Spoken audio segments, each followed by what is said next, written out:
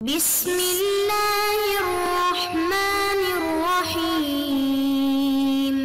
اعوذ باللہ من الشیطان اللعین الرجیم بسم اللہ الرحمن الرحیم بہ نستعین وہو خیر ناصر ومعین الحمد للہ رب العالمین وصلی اللہ علی محمد وآلہ الطیبین الطاہرین المعصومین۔ ہماری گفتگو کتاب المقاصد کے دوسرے حصے کتاب البیع کے مباحث میں جاری تھی، اور آج کے درس کا عنوان ایجاب اور قبول کے درمیان ترتیب کی بحث کو مزید آگے ساتویں حصے میں جا رہے ہیں کہ گزشتہ چند درسوں سے ایجاب و قبول کے درمیان ترتیب کے اس مسئلے کو شیخ انصاری بیان کر رہے تھے، اور اس کے اندر متعدد مطالب کو آپ کے لیے پیش کیا جا رہا تھا۔ تو گزشتہ درس کے اندر ایک مطلب جو بیان ہوا اور آخر میں نتیجہ لیا گیا وہ در واقع اشتریتوں کے لفظ سے بحث ہو رہی تھی، اور ہم کہہ رہے تھے کہ اشتریتوں کا جو مقدم ہونا ہے وہ ایجاب پر مشکل نہیں رکھتا۔ تو اس سے آگے کے مباحث آج کے اس درس کے اندر بیان ہونے جا رہے ہیں۔ تو اس طرح سے آج کے ہمارے اس درس کے اہم مطالب اور عناوین میں سے ایک اہم عنوان جو ہے اشکال مقدر کا جواب اور بحث کا خلاصہ ہے کہ اس اشتریتوں کے حوالے سے شیخ اپنی آخری جو ہے وہ نظر بیان کرتے ہیں، اور لفظ اشتریتوں سے قبول کی تقدیم کے جواز سے جو استدراک کرتے ہیں آخر میں، کہ پہلے کہا کہ اشتریتوں کا اس سے قبول جاری کرنا اور اس کو مقدم کرنا ایجاب پر مشکل نہیں رکھتا، لیکن پھر آخر میں ایک استدراک کر کے فرماتے ہیں کہ یہ ایک چیز جو ہے وہ اشکال کے شائبے سے خالی نہیں ہے۔ تو وہ کس طرح بیان کرتے ہیں اس کو ہم آج بیان کرتے ہیں۔ پھر بیع کے علاوہ دیگر عقود میں ایجاب و قبول کی ترتیب کا حکم کیا۔ ابھی تک جو بحث جا رہی تھی اس ترتیب کی وہ خود بیع کے اندر تھی، لیکن اس کے بعد پھر بحث ہوگی کہ خود بیع کے علاوہ جو دیگر عقود ہیں ان کے اندر یہ مسئلہ کیا ہے، کیا حکم رکھتا ہے۔ اور پھر مذکورہ بحث میں چند صورتیں ہیں جن میں سے چند صورتوں کو آج کے اس درس کے اندر ہم بیان کرتے ہیں۔ تو اس طرح ہم چلتے ہیں پہلے عنوان کی طرف کہ جو در واقع اشکال مقدر ہو رہا ہے شیخ انصاری کے گزشتہ مطلب پر، اور شیخ انصاری اس کا جواب دینا چاہتے ہیں کہ اشکال مقدر در واقع میں اشارہ کر دیتا ہوں اور پھر عبارت طرف چلتے ہیں کہ دیکھیں ممکن ہے کوئی آ کر کہے، ہماری بات یہ چل رہی تھی کہ شیخ طوسی نے آخر میں کہا، جو ان کے اطلاق کو ہم نے دیکھا خلاف کے اندر، وہ یہ کہا کہ استیجاب و ایجاب درست نہیں ہے۔ باقی ان کا کلام مطلق تھا، اور آغا نے استظہار کیا اس کے کلام اطلاق سے، یہ استفادہ کیا کہ یہ ہمارے معنی نفی کو شامل ہے، یعنی جہاں ہم اشتریتوں کو مقدم کر رہے ہیں ایجاب پر اس کو بھی شامل ہے، اور یہاں اشتریتوں کا مقدم ہونا صحیح قرار پائے گا اس اطلاق کے مطابق۔ پھر آ کر ممکن ہے کوئی اشکال کرے کہ دیکھیں ہمارے پاس یہ جو دو مطلب ہیں، ایک طرف سے استیجاب اور ایجاب کا کہ آپ امر سے جو ہے وہ طلب ایجاب کریں جس کو صحیح نہیں جانا گیا، اور دوسری جانب سے لفظ اشتریتوں کا ایجاب پر مقدم ہونا۔ ان دونوں کے درمیان ممکن ہے کوئی آ کر کہے کہ ملازمہ ہے کہ اگر بیع استیجاب اور ایجاب کی صورت میں صحیح نہیں ہے تو پھر اشتریتوں اور بیعتوں کی صورت میں بھی صحیح نہیں ہوگی، کہ آپ بیعتوں پر اشتریتوں کو مقدم کریں، یہ بھی درست نہیں ہوگا۔ تو یہاں پر آگا اس کی طرف اشارہ کر کے جواب دیتے ہیں، فرماتے ہیں کہ وَقَدْ عَرَفْتَ عَدَمَ الْمُلَازَمَةِ بَيْنَ الْمَنْعِ عَنْهُ وَالْمَنْعِ عَنْ تَقْدِيمِ مِثْلِ اشْتَرَيْتَ۔ فرماتے ہیں کہ آپ نے جانا کہ ملازمہ نہیں ہے استیجاب اور ایجاب سے ممانعت اور پھر اشتریتو جیسے لفظ کو مقدم کرنے کی نسبت ممانعت کے درمیان، یعنی ایسا نہیں ہے کہ آپ کہیں کہ استیجاب اور ایجاب میں اگر بیع منعقد نہیں ہوتی تو بس اشتریتو جیسے الفاظ کو مقدم کرنے سے بھی بیع درست نہیں ہوتی۔ نہیں، آپ فرماتے ہیں کہ ایسا نہیں ہے۔ وَقَضَاءَ السَّيِّدِ فِي الْغُنِيَّةِ، اسی طرح غنیہ کے اندر سید جو ہیں وہ بھی شیخ طوسی علیہ رحمہ کی طرح اطلاق رکھتے ہیں، ان کا اطلاق آپ فرماتے ہیں کہ ہمارے اس معنی نفی کو شامل ہے۔ حیث اطلق اعتبار الایجاب والقبول، فرماتے ہیں کہ اس طرح سے کہ جو اطلاق ہے ان کا وہ ایجاب اور قبول کو معتبر جانتے ہیں، وہ مطلق جو ہے ایجاب و قبول کو معتبر جانتے ہیں۔ اور پھر واحترز بذلک عن انعقاد ہی بالمعاطات وبالاستیجاب والاجاب، اور پھر احتراز کرتے ہیں ابن زہرہ غنیہ کے اندر اس اطلاق سے، اس مطلب سے کہ یہ بیع جو ہے منعقد نہیں ہوگی معاطات سے اور استیجاب اور ایجاب سے۔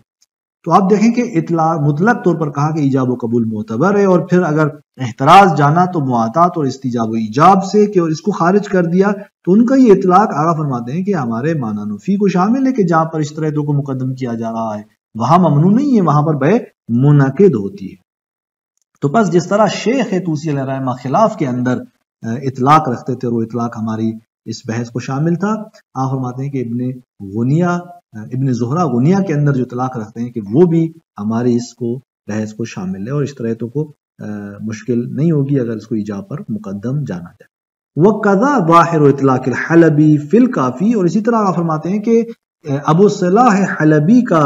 الکافی فی الفقہ کے اندر جو مطلقہ ان کا کہنا ہے، عبارت ہے، وہ اطلاق بھی اس کا ظہور بھی یہی ہے کہ اشتریتوں کا مقدم ہونا مشکل نہیں رکھتا، حیث لم یذکر تقدیم الایجاب من شروط الانعقاد، کیونکہ وہ ایجاب کی تقدیم کو انعقاد بیع کے شروط سے نہیں جانتے کہ حتماً جو ہے وہ ایجاب کیا ہونا چاہیے، مقدم ہونا چاہیے۔ تو یہاں سے یہ بات روشن ہوتی ہے کہ ان اطلاقات سے آغاز استفادہ کرتے ہیں اور فرماتے ہیں کہ یہ تمام کے تمام شواہد ہیں اور یہ اطلاقات ان کے اس نظر کو شامل ہیں۔ پھر خلاصے بحث فرماتے ہیں کہ والحاصل، فرماتے ہیں کہ حاصل بحث یہ ہے کہ ان المصرح بذلك فيما وجدت من القدماء الحلی و ابن حمزہ، وہ کہ جو اس کی تصریح کرتے ہیں ان بزرگان میں جن کو ہم نے قدماء میں سے پایا ہے، کس بات کی تصریح کرتے ہیں کہ ایجاب کی تقدیم لازم ہے، وہ فقط دو افراد ہیں، الحلی و ابن حمزہ، یعنی ابن ادریس حلی ہیں اور ابن حمزہ ہیں، کہ یہ تصریح کرنے والے ہیں۔ یہ تمام مطالب بیان کرنے کے بعد آپ فرماتے ہیں کہ وَمِنَ التَّعَجُّبِ بَعْدَ ذَلِكَ، اس کے بعد یعنی واقعاً تعجب کے مقام میں ہے حکایت الاجماع عن الخلاف علی تقدیم الایجاب، اجماع کی حکایت خلاف سے ایجاب کی تقدیم پر۔ یعنی یہ تمام مطالب بیان کرنے کے بعد کہ ہم نے دیکھا کہ اشتریتوں کی تقدیم جو ہے وہ درست ہے اور بہت سارے فقہا کے اطلاقات اس کو شامل ہیں، یہ تمام مطالب بیان کرنے کے بعد جہاں ہم نے دیکھا کہ مخالف موجود ہے اس مسئلے میں کہ جو کہہ رہا ہے کہ مثلا تقدیم لازم ہے ایجاب کی قبول پر، وہاں پر مخالف موجود ہے، اور پھر بہت سارے فقہا کا اطلاقات ہم نے اشتریتوں کے حوالے سے بیان کیا کہ اس کو مقدم کیا جا سکتا ہے۔ بعد ذالک، ان تمام چیزوں کے بعد، فمن التعجب، یعنی واقعاً تعجب میں سے ہے اجماع کی حکایت خلاف سے، اور وہ بھی ایجاب کے مقدم پر، اور ہم کہیں کہ ایجاب کا مقدم ہونا ضروری ہے، اور پھر ہم کہیں کہ اشتریتوں کا مقدم ہونا یہ بیع منعقد اس سے نہیں ہوگی اور یہ تقدیم جائز نہیں ہے۔ فرماتے ہیں کہ یہ واقعاً تعجب کے مقام سے ہے۔ پھر فرماتے ہیں کہ ما انہ لم یزد علی الاستدلال لعدم کفایت الاستیجاب والیجاب بان ما اداہ مجمع علی صحتہ، اس کے باوجود کہ خود جو ہے وہ شیخ توسی علیہ الرحمہ اس خلاف کے اندر اضافہ نہیں کرتے استدلال پر، کس چیز کے لیے؟ جب وہ کہتے ہیں کہ استیجاب و ایجاب کافی نہیں ہے اس کے لیے، استدلال جب قائم کرتے ہیں تو اس پر ان دو مطلب کے علاوہ کسی اور چیز کا اضافہ نہیں کرتے۔ بِأَنَّ مَا أَدَاهُ مُجْمَعٌ عَلَى صِحَّتِهِ، فرماتے ہیں کہ اس کے علاوہ باقی جتنے موارد ہیں ان پر اجماع ہے ان کی صحت پر، اور وَلَيْسَ عَلَى صِحَّتِهِ دلیل، جبکہ اسی استیجاب اور ایجاب کی صحت پر ہمارے پاس کوئی دلیل نہیں ہے۔ فرماتے ہیں کہ یعنی یہ جو مورد ہے اس کے ان دو مورد کے علاوہ وہ کسی چیز کا اضافہ نہیں کرتے۔ وَلَعَمْرِي، پھر قسم اٹھاتے ہیں شیخ اپنے جان کی کہ أَنَّ مِثْلَ هَذَا مِمَّا يُوهِنُ عَلَى الْاعْتِمَادِ وَعَلَى الْإِجْمَاعِ الْمَنْقُولِ، اس طرح کا ان کا یہ کلام اور یہ بات مما وہ ہے کہ یوہن الاجتماع، ان میں سے ہے کہ جو ضعیف جانتی ہے اجماع اس منقول پر اعتماد کرنے، یعنی یہ جو حکایت کی جا رہی ہے اجماع کی، فرماتے ہیں کہ یہ مطلب جو ہے وہ اس اجماع منقول اور اس کی حکایت کو ضعیف جانتا ہے۔ وقد نبہنا علی امثال ذلک فی مواردها، اور فرماتے ہیں کہ ہم نے اپنے موارد پر اس کی متعدد مثالوں پر تنبیہ کی ہے کہ اس طرح کے اجماع منقول پر اعتماد نہیں کیا جا سکتا۔ تو یہاں پر شیخ انصاری رحمۃ اللہ علیہ در واقع اپنے نظریے کو تقویت کرتے ہیں کہ جہاں انہوں نے کہا کہ اشتریتوں کا مقدم ہونا ایجاب پر درست جائز ہے، اور اطلاقات کو اپنی تائید میں لے کر آئے اور یوں اجماع منقول کو بھی تضعیف کر دی اور اس طرح اپنی نظر کو قوی کر دیتے ہیں۔ لیکن اس کے بعد لفظ اشتریت اسے قبول کی تقدیم کے جواز سے استدراک کرتے ہوئے فرماتے ہیں کہ نعم یشکل الامر، امر اور مطلب جو ہے وہ مشکل ہو جاتا ہے، بأن المعہود المتعارف من الصیغہ تقدیم الایجاب، اس بات سے کہ جو متعارف اور معہود ہے صیغے سے وہ ایجاب کی تقدیم ہے، یعنی ایجاب کا مقدم ہونا یہ متعارف ہے۔ اب یہ جب متعارف ہے تو اس مطلب کو دیکھتے ہوئے آپ فرماتے ہیں کہ بات کچھ یہاں پر سنگین اور سخت ہو جاتی ہے۔ ولا فرق بین المتعارف ہنا وبینہ فی المسئلہ العاتیہ، اور فرماتے ہیں کہ فرق نہیں ہے کہ اس متعارف میں جو یہاں پر اس مسئلے میں، اور اسی طرح اسی متعارف میں فرق نہیں ہے اس مسئلے میں جو آگے آئے گا، وہ الوصل بین الایجاب والقبول، کے جو ایجاب اور قبول کے درمیان موالات کا مسئلہ ہے، جہاں ترتیب کے علاوہ جو ہے وہ ان کے دونوں کا ایک دوسرے کے ساتھ متصل ہونا، وہ جو مسئلہ آگے بیان ہوگا، فرماتے ہیں کہ اس متعارف میں ان دونوں مسئلوں میں فرق نہیں ہے۔ یعنی کیا کہنا چاہتے ہیں شیخ؟ یعنی کہنا چاہتے ہیں کہ دیکھیں ایک مشکل جو ہمارے سامنے یہاں پر آ رہی ہے وہ یہی ہے کہ معمولاً متعارف عقد میں یہ ہے کہ ایجاب مؤخر نہیں ہوتا، ایجاب مقدم ہوتا ہے، اور اس طرح قبول اس سے مؤخر صادر ہوتا ہے۔ یہ متعارف اس طرح سے ہے۔ اور ہم اگلے مسئلے میں دیکھتے ہیں کہ جہاں موالات کی ہم بات کریں گے تو وہاں پر بھی ہم متعارف کو دلیل بناتے ہیں، متعارف سے استفادہ کرتے ہیں، کہ مثلا اگر کوئی شخص بے تو کہتا ہے اور چند گھنٹے بعد مشتری آ کر اشترے تو کہتا ہے، تو اس کا فائدہ نہیں ہوتا، یہ خلاف متعارف ہے۔ تو لہذا موالات ضروری ہے، موالات کو اور اس اتصال، ایجاب اور قبول کے اتصال کو ہم جو ہے وہ متعارف سے استدلال کرتے ہیں۔ تو آپ فرماتے ہیں کہ یہاں اور وہاں کے متعارف میں فرق نہیں ہے۔ جب اس طرح ہے تو پھر اسی ایجاب کا مقدم ہونا یہ متعارف میں سے ہے، لہذا ہمیں پھر اس کی رعایت کرنی چاہیے کہ یہ ایجاب کیا ہو پہلے ہو، اس کے مطابق پھر اشتراطوں کا مقدم ہونا مشکل پیدا کر لیتا ہے۔ فالحکم لا یخلو عن شعب الاشکال، اور آخر میں شیخ انصاری فرماتے ہیں کہ یہ حکم کہ یعنی جہاں ہم کہتے ہیں کہ اشتراط جو ہے وہ ایجاب پر مقدم قرار پائے، فرماتے ہیں کہ یہ مقدم ہونا صحیح ہے۔ یہ جو ہم نے بات کی تھی، یہ جو حکم ہم نے بیان کیا تھا، یہ پھر شائب اشکال سے خالی نظر نہیں آتا۔ تو اس طرح بے کے اندر یہ بحث ترتیب کی تمام ہوتی ہے، اور اس کے بعد بے کے علاوہ دیگر عقود میں ایجاب و قبول کی ترتیب کا حکم بیان کرتے ہیں شیخ انصاری۔ فرماتے ہیں کہ ثم انما ذکرنا جار فی کل قبول یعدی بانشاء مستقل، فرماتے ہیں کہ وہ بات جو ہم نے بیان کر دی یہ جاری ہے ہر اس کے اندر، ہر قبول کے اندر کے جو انشاء مستقل سے ادا ہوتا ہو۔ یعنی آپ فرماتے ہیں کہ در واقع بے کے علاوہ دیگر عقود میں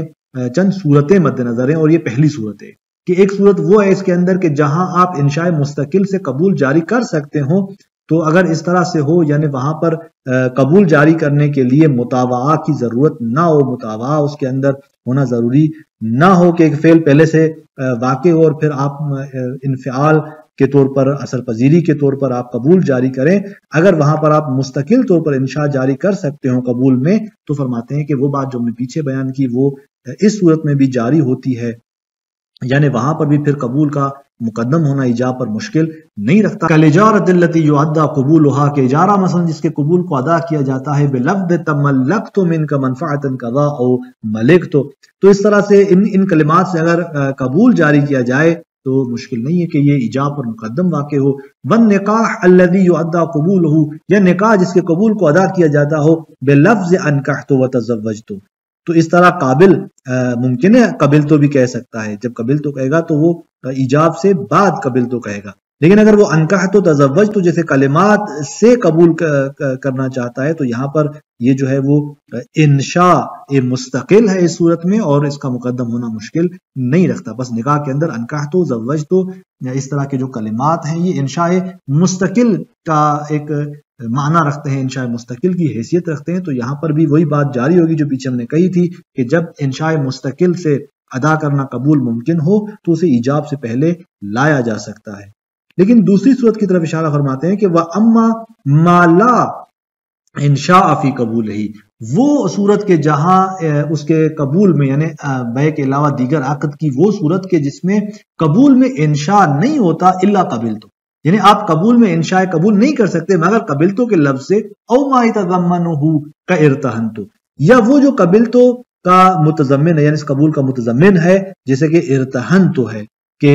اس صورت میں یعنی مرتہن جو کہتا ہے ارتہن تو قبول جاری کرتا ہے، تو فرماتے ہیں کہ فقط یقال بجواز تقدیم القبول فی، اس صورت میں کہا گیا ہے کہ قبول کا مقدم ہونا اس میں جائز ہے، یعنی اگر آپ قبول جاری کرتے ہیں اور انشاء قبول آپ نہیں کر رہے مگر قبلتو سے، یا وہ جو اس کے متضمن ہے جیسے ارتہن تو کہا گیا ہے کہ اس صورت میں بھی قبول کا مقدم ہونا ان عقود کے اندر یعنی بے کے علاوہ دیگر ایسے عقود کے اندر مشکل نہیں رکھتا۔ کیوں؟ اس لیے کہ فرماتے ہیں کہ لا التزام فی قبول ہی بشیء، کیونکہ اس رہن کے قبول میں کہ جب وہ ارتہن تو کہتا ہے ملتزم نہیں ہوتا کسی اور چیز کی طرف، یعنی رہن میں وہ ملتزم نہیں ہوتا کما کان فی قبول البیع التزام بنقل مال الى البائع، جیسا کہ بیع کے قبول میں التزام ہے، ملتزم ہونا ہے کہ وہ اپنے مال کو بائع کی طرف نقل کرتا ہے، اس نقل سے وہ ملتزم ہوتا ہے۔ یعنی اگر قبول بیع میں وہ انشاء کر رہا ہوتا ہے قبول کو، تو وہاں پر وہ در واقع ملتزم ہو رہا ہوتا ہے کسی اور چیز کا۔ وہ کیا ہوتی ہے کہ وہ اپنے مال کو بائع کی طرف منتقل کرتا ہے، یعنی مشتری ملتزم اور متعہد بنتا ہے کہ وہ اپنے مال کو عوض کے عنوان سے بائع کی طرف منتقل کرے گا۔ لیکن رہن کے اندر تو اس طرح التزام موجود نہیں ہے قبول کے اندر۔ بل لا ينشأ به معنى غیر الرضا بفعل الموجب، بلکہ رہن کے اندر جو قبول واقع ہو رہا ہے کسی سے انشاء نہیں کیا جاتا معنی، کوئی ایسی معنی کہ جو رضا کے علاوہ ہو، یعنی موجب کے فعل کی نسبت رضایت کے علاوہ کوئی اور معنی اس سے انشاء نہیں کی جا رہی۔ فقط جو ہے وہ ارتہن تو جب کہتا ہے تو فقط اپنی رضایت کا اعلان کر رہا ہوتا ہے۔ وقت تقدم ان الرضا یجوز تعلقہ بامر مترکب، اور یہ آپ بات پہلے پڑھ چکے ہیں، جان چکے ہیں کہ رضایت جو ہے ممکن ہے کہ اس کا تعلق کسی ایسے امر سے ہو کہ جو بعد میں واقع ہو رہا ہو، بعد میں واقع ہوگا یعنی مستقبل میں۔ کما یجوز تعلقہ بامر محقق، جیسا کہ اسی رضایت کا تعلق جائز ہے کہ ایسے امر سے ہو کہ جو پہلے واقع ہوا ہو، فرق نہیں کرتا۔ فیجوز ان یقول، لہذا یہ جائز ہے کہ وہ یہ کہے رضیت برہنک ھذا عندی، یعنی یہ قبول کے عنوان سے پہلے جاری کر دے، فیقول رہن تو، اور راہن بعد میں جا کر جو ہے وہ رہن تو کہے۔ تو اس طرح رضیت برہنک ھذا عندی ان کلمات سے پہلے وہ قبول کو جاری کر سکتا ہے۔ تو بس یہاں ہم نے دو صورتیں دیکھی کہ جہاں انشاء مستقل سے دیگر عقود کے اندر آپ قبول جاری کر سکتے ہیں تو وہاں مشکل نہیں ہے، نے کہا وہ تمام باتیں یہاں جاری ہوں گی کہ آپ اس کو مقدم کر سکتے ہیں۔ اور اگر آپ یہاں پر ایسے عقود دیکھ رہے ہیں کہ جہاں انشاء ممکن نہیں ہے مگر قبلتو کے لفظ سے، یا جو اس کے متضمن ہے کہ جس کے اندر مطاوع کا معنی موجود ہے، تو وہاں پر بھی آپ فرماتے ہیں کہ بعض نے کہا ہے کہ قبول کو مقدم کیا جا سکتا ہے، کیونکہ اس کے اندر فقط رضایت فعل موجب کی نسبت اور کوئی التزام نہیں ہے کسی چیز کی نسبت۔ تو لہٰذا جب کسی چیز کی نسبت التزام نہیں ہے، ملتزم ہونا نہیں ہے، تو اس اعتبار سے آپ فرماتے ہیں کہ یہاں مشکل نہیں رکھتا کہ آپ کہیں کہ جب وہ قبل تو کہتا ہے تو وہ مثلا جیسے ہم نے بیع میں کہا تھا کہ جب وہ قبل تو کہتا ہے تو وہ ملتزم ہوتا ہے کہ کوئی ایک چیز جو واقع ہوئی ہے اس کو قبول کرتے ہوئے وہ اثر پذیری کے عنوان سے، مطابع کے عنوان سے ایک چیز کو منتقل کر رہا ہے، جبکہ یہاں پر تو وہ فقط رضایت دے رہا ہے مرتہن اس کے راہن کی اس کی فعل کی نسبت، یہاں تو وہ ملتزم نہیں ہو رہا کسی اور چیز کی طرف۔ جب کسی اور چیز کی طرف ملتزم نہیں ہو رہا تو یہاں پر آپ فرماتے ہیں کہ اس کا یہ اصل رضایت جو ہے وہ فعل موجب کی نسبت فرق نہیں کرتا کہ وہ فعل پہلے واقع ہو، یعنی وہ ایجاب پہلے واقع ہو یا واقع نہ ہو۔ لیکن یہاں پر شیخ انصاری رحمت اللہ علیہ جو ہے وہ اپنی نظر رکھتے ہیں اس سلسلے میں اور اس کو جائز قرار نہیں دیتے، یعنی جسے کہا گیا کہ قد یقال بجواز تقدیم القبول، یہ ان افراد کی نظر تھی جو یہاں پر قبول کے تقدیم کو جائز جانتے ہیں، لیکن اس دوسری صورت میں شیخ انصاری قبول کی تقدیم کو جائز قرار نہیں دیتے۔ تو انشاءاللہ اگلے درس کے اندر شیخ انصاری کی نظر کو اور ان کی وجہ کو، دلیل کو ہم بیان کرتے ہیں۔ والسلام علیکم ورحمۃ اللہ وبرکاتہ۔